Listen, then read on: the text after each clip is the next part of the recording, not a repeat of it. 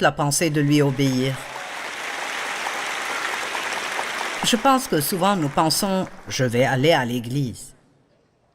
Je dois aller à l'église, mais nous devons y aller en pensant faire ce que nous entendons. Le simple fait d'avoir souligné quelque chose dans votre Bible n'est pas la clé de la percée, mais il faut agir. Jésus a dit dans Jean chapitre 13, quand il a lavé les pieds de ses disciples, au verset 17, il dit « Si vous savez cela, vous êtes heureux pourvu que vous le mettiez en pratique. » Donc, aujourd'hui, vous allez entendre certaines choses et vous serez responsable de faire tout ce que vous entendrez. Donc, vous êtes là et vous avez des responsabilités. La chrétienté au fromage. En fait, le titre approprié est « Réclamer ce qui vous revient de droit ». Un homme voulait venir aux États-Unis depuis de nombreuses années afin d'améliorer sa vie et celle de sa famille. Il a diligemment économisé ce qu'il pouvait, année après année, et a finalement eu assez d'argent pour acheter un billet de bateau pour l'Amérique. Il a apporté avec lui un bloc de fromage et un paquet de crackers à manger pendant le voyage. Il passait par la salle à manger et regardait par la fenêtre les repas servis aux invités et il avait mal au ventre à cause de la faim. « Ok !» Quelqu'un lui a demandé pourquoi il n'a jamais mangé avec eux. Et il a demandé « Y avait-il un problème avec la nourriture ?» Et l'homme a répondu « Pas du tout, mais j'avais seulement assez d'argent pour le billet, pas assez pour les repas. » L'homme lui a dit que les repas étaient tout inclus dans le prix d'achat du billet. Il a dit « Nous t'avions réservé une place pour chaque repas et nous nous demandions pourquoi tu n'es jamais venu. » Et j'ai pensé, en lisant cette histoire, que c'est exactement ce que font beaucoup de chrétiens. Ils reçoivent Christ comme leur sauveur et pensent « J'ai mon billet pour le paradis. » C'est un billet pour la fête prénuptiale de ma petite-fille, mais ça marche. Entrée VIP. Mais lorsque vous prenez votre billet pour le paradis,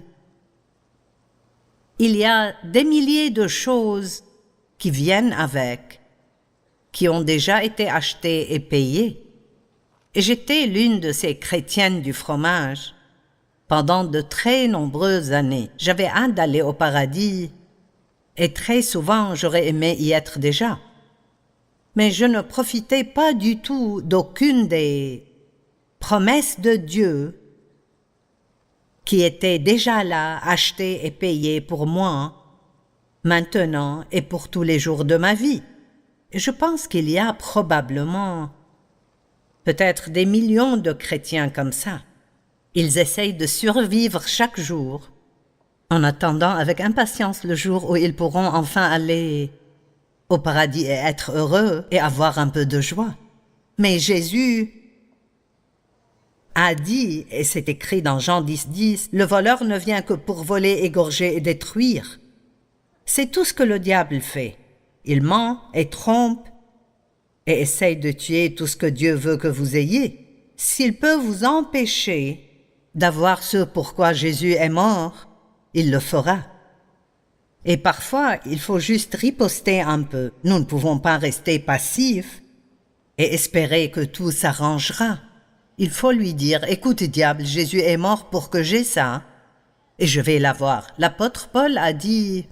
Il a dit, oubliant ce qui est derrière, il a dit que la seule chose qui est plus importante que toute autre chose, et Paul en savait beaucoup, donc quand il dit que cette chose était la plus importante, ça demande notre attention. Il a dit, une chose que je fais, c'est ma seule aspiration, oubliant ce qui est derrière et me portant vers ce qui est devant. Il a dit, je suis déterminé de m'emparer de ce pourquoi Christ Jésus est mort pour me le donner. Donc, pensez-y, je suis déterminé à m'emparer de ce pourquoi Jésus-Christ est mort pour me le donner. Oui, il est mort pour le pardon de nos péchés et pour que nous passions l'éternité avec Dieu le Père Jésus et le Saint-Esprit. Mais il est aussi mort pour que nous puissions être libres, pour que nous n'ayons pas à vivre notre vie dans le passé, ni dans la culpabilité et la condamnation, ni à vivre dans la peur, ni à vivre notre vie en essayant de plaire aux autres. Il y a tellement de choses que nous abandonnons parce que soit nous ne savons pas qu'elles nous appartiennent, soit nous ne voulons pas réclamer ce qui nous revient de droit. Et je suis comme Paul, je suis déterminé, si quelqu'un peut l'avoir, je l'aurai. Et vous devez ressentir la même chose. Beaucoup de gens se regardent eux-mêmes et regardent leurs propres erreurs et décident que toutes ces bénédictions pourraient être pour les autres, mais pas pour vous. Comprenez que si Dieu veut le faire pour quelqu'un d'autre, il le fera pour vous aussi, parce qu'il a dit « quiconque demandera ».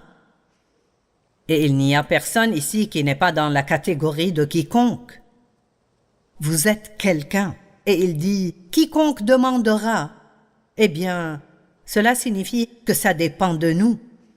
Savez-vous que Jésus a fait tout ce qu'il devait faire? Nous n'avons pas à le supplier de faire quelque chose, il l'a déjà fait. Ce que nous devons faire, c'est apprendre à recevoir. Amen. Recevoir. Nous allons pratiquer un peu cela aujourd'hui. J'ai lu différentes choses sur Internet. Essayer d'obtenir des chiffres précis auprès des experts est vraiment intéressant car ils disent des choses différentes. Je trouve étonnant qu'il puisse y avoir 5 experts et qu'ils aient tous une opinion différente, mais ce sont des experts et on doit les croire. J'ai lu qu'il y avait 5467 promesses dans la Bible. J'ai lu qu'il y avait 7487 promesses dans la Bible. Et j'ai lu qu'il y avait 8810 promesses dans la Bible. Donc nous allons juste dire qu'il y en a trop pour les compter. D'accord? Je veux que vous écoutiez ça aujourd'hui. Ces bénédictions ont été achetées pour nous. Nous sommes rachetés. Et donc nous avons été rachetés au diable. Amen. Adam et Ève ont abandonné, à cause de leur péché, le plan originel que Dieu avait pour eux. Mais Jésus a racheté ce plan originel et il est destiné à quiconque le réclamera et le recevra. Le diable ne le livrera pas à votre porte. Nous sommes en guerre. Le saviez-vous? Nous sommes appelés des soldats dans l'armée de Dieu. Les bénédictions ont été achetées pour nous avec le sang de Jésus. Je sais que vous êtes plus enthousiasmés que ça.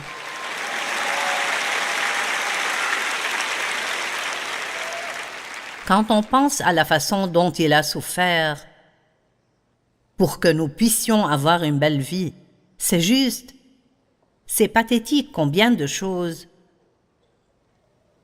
nous laissons passer, soit parce que nos églises ne nous le disent pas, soit nous ne savons pas comment nous battre. Et récemment, je travaillais sur un autre message et j'ai lu dans Matthieu que quand Jésus était dans le jardin de Gethsémane et il traversait l'agonie, il se préparait mentalement et spirituellement à aller sur la croix et pouvez-vous imaginer que Saint Jésus devienne péché? Combien cela a dû être horrible pour lui. Et la Bible dit cela 3 fois, non pas une ni deux, mais 3 fois il est allé prier, Père, si tu voulais éloigner de moi cette coupe. Alors soyons clairs ici aujourd'hui. Il ne voulait pas aller sur la croix. Il ne voulait pas y aller. Donc, s'il y a des choses que nous devons faire de temps en temps et nous ne voulons pas les faire,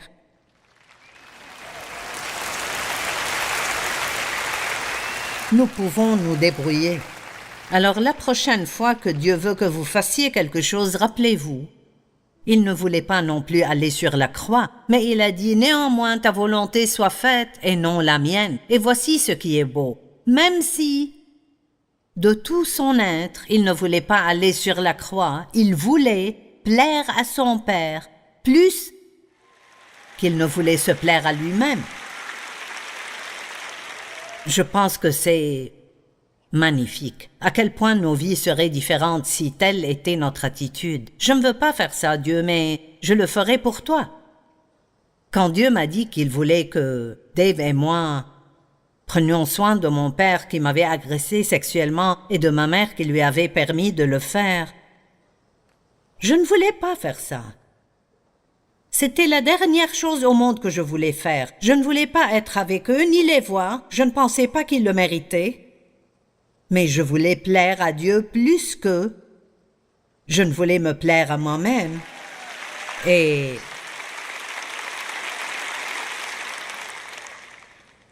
je l'ai fait pendant 13 ans. Je ne m'attendais pas à ce que ce soit aussi long et je ne m'attendais pas à ce que ce soit aussi cher. D'abord, on les a mis dans une maison. J'ai acheté la maison et ils sont tombés malades. Nous les avons mis dans une résidence-service.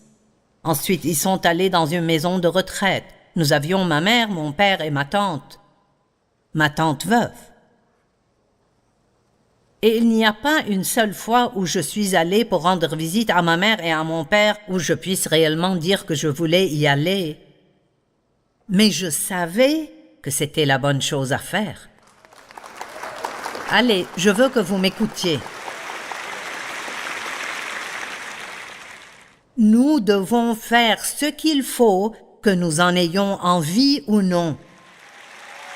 Rappelez-vous que Jésus n'avait pas envie d'aller sur... Ça m'a vraiment affecté quand j'ai compris ceci. 3 fois. Et puis plus tard, quand les soldats sont venus le chercher, il aurait vraiment pu s'en sortir. Pierre, qui était agressif et faisait les choses au mauvais moment, a sorti son épée et a frappé l'une des oreilles du soldat. Je suppose que Jésus a dû la remettre.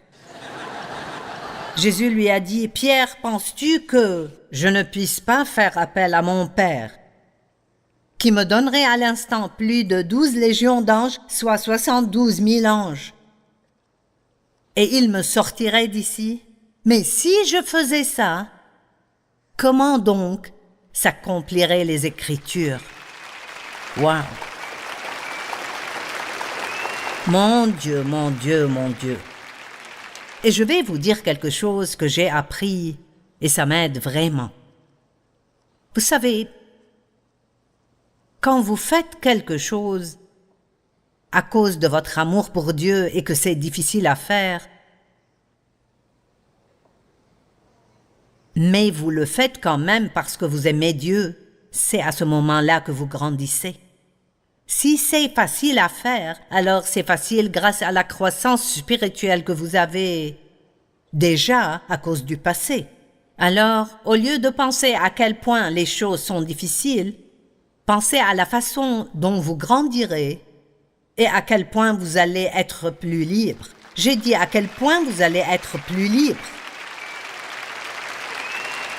Et je peux vous le dire, et je ne sais pas comment expliquer cela, mais la grâce que Dieu m'a donnée de faire ce que j'ai fait pour mes parents, je pense que c'est la chose la plus puissante que j'ai faite de ma vie, et je pense que ça a juste déchiré le diable. Parce que la Bible dit, écoutez-moi, nous vaincrons le mal en faisant le bien. C'est ainsi que je me suis vengé du diable pour ce qu'il m'a fait. On ne se venge pas des gens en les détestant. On ne se venge pas des gens en essayant de se venger. À chaque fois que l'ennemi parvient à vous rendre malheureux, vous devez sortir et faire quelque chose de bien pour quelqu'un d'autre. Vous m'entendez? Sortez et faites quelque chose. Vous dites, ce n'est pas logique. Bien sûr que ce n'est pas logique. Tout le plan du salut n'est pas logique. C'est pour cela que nous manquons tant de choses. Parce que nous voulons les comprendre avec notre tête. Donc Jésus a versé son sang pour que nous ayons notre liberté et pour que les droits qui nous ont été volés soient rachetés. Et une fois que vous êtes nés de nouveau, tout ce que vous avez vraiment besoin de faire est de commencer à découvrir, en lisant la Bible et en lisant de bons livres, ce qui vous appartient.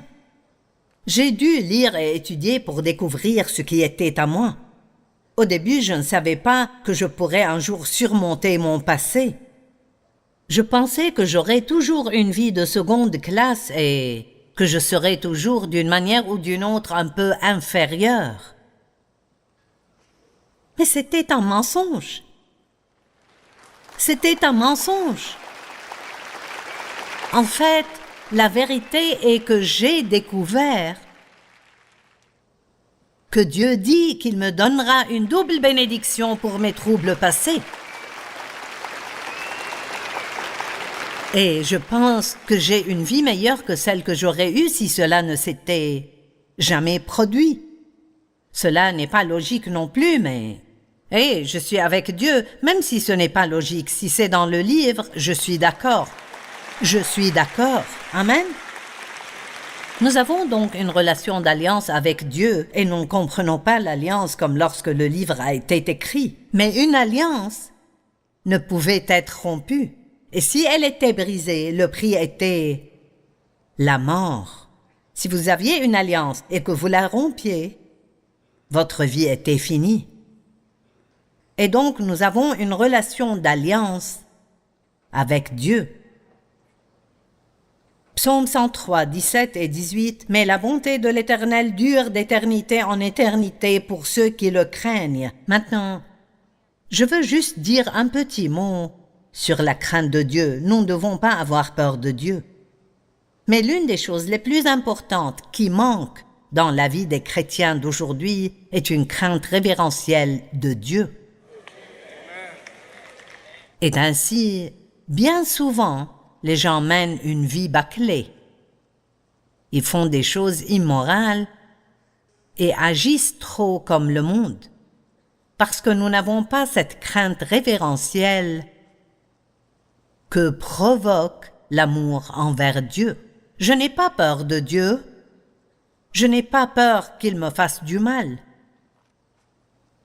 Mais j'ai un respect pour Dieu. Je ne pourrais même pas me lever ici et prêcher si je m'étais disputé avec mon mari, à moins de faire la paix avec lui avant de monter ici.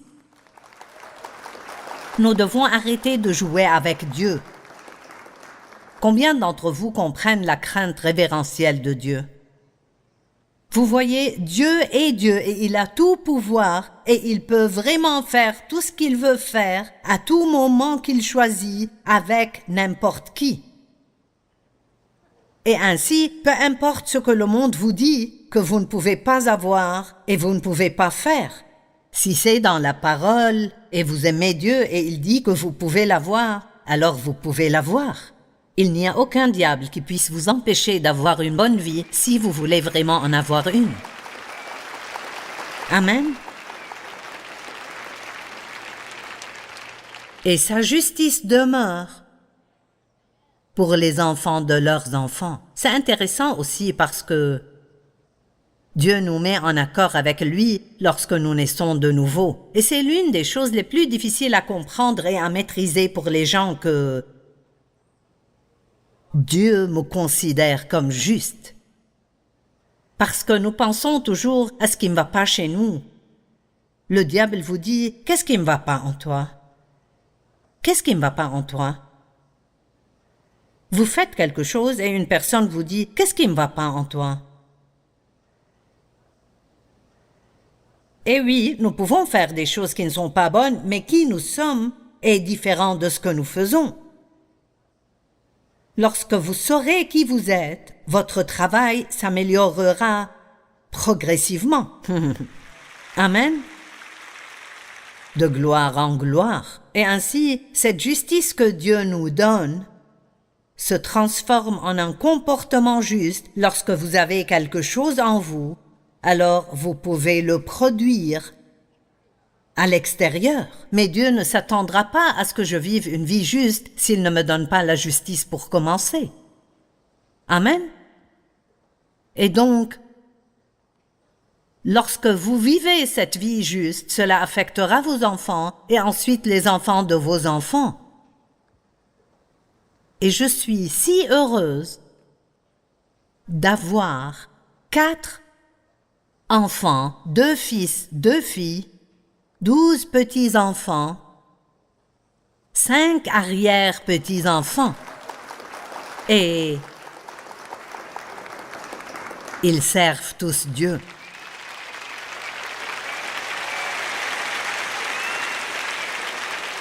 Et ce n'est pas parce que j'étais une mère parfaite, parce que je ne l'étais pas.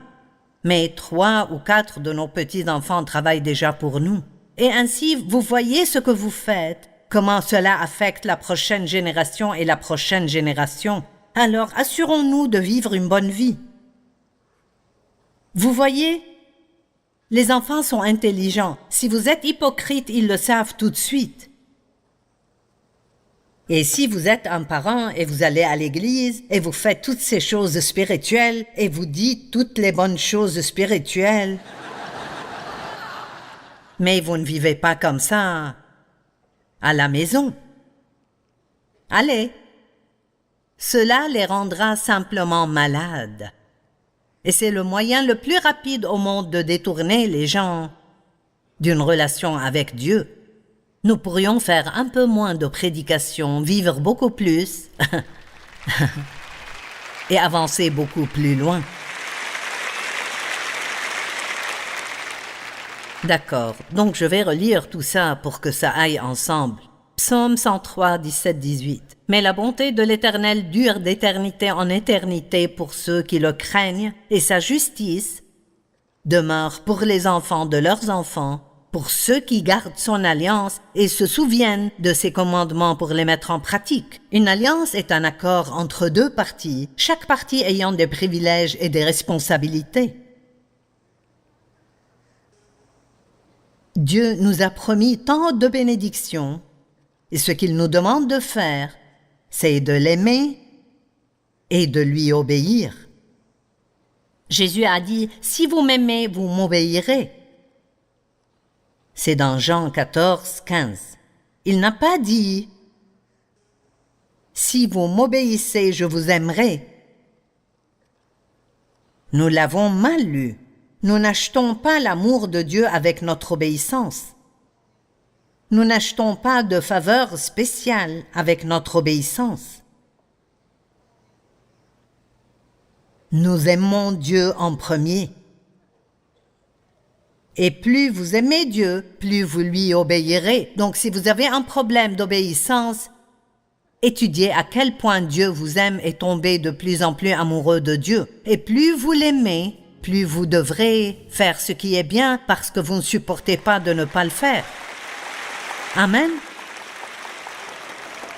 Au lieu